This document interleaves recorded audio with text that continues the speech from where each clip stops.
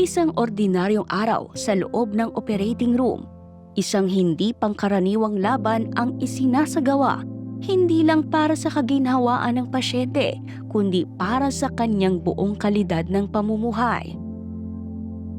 Ang pasyente po natin ay nasa 70-year-old na.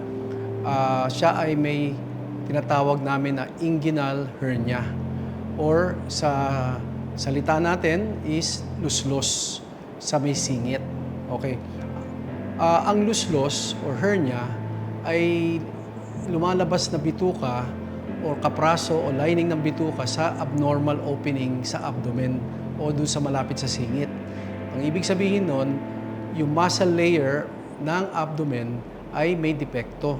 So doon sumisingit o lumuluslos o sumisilip o dumudungaw yung bituka o lining ng bituka.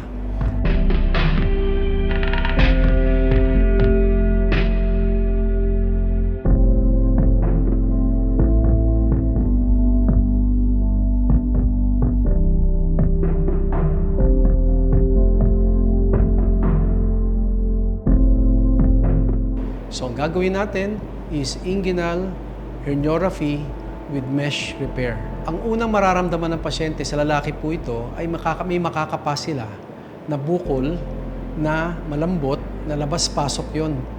Pag nakatayo sila, pag umiri sila o naglakad sila malayo, nag-exercise sila, may bumubukol. Pag nakahiga naman sila, yung bukol na yon ay nawawala.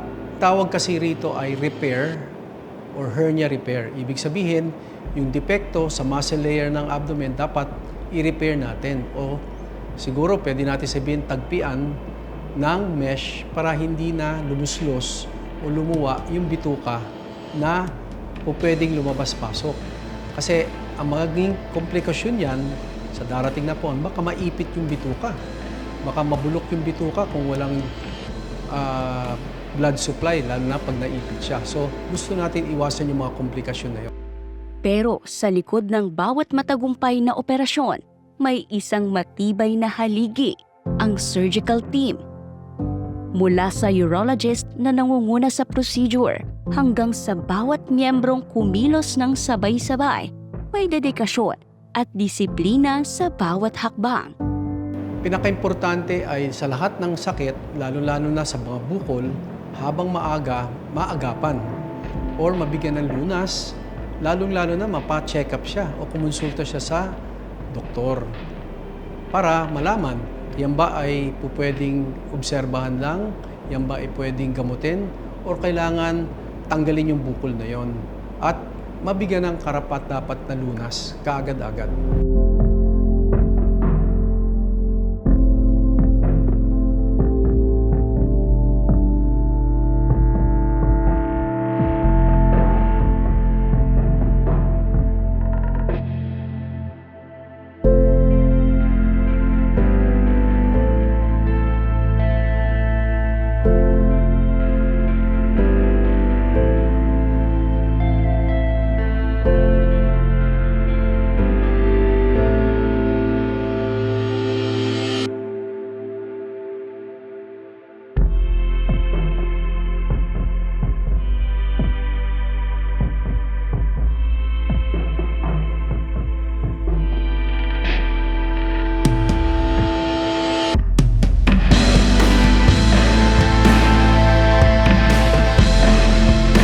Ako po'y bumabati mula dito sa Capitol Medical Center sa Quezon City.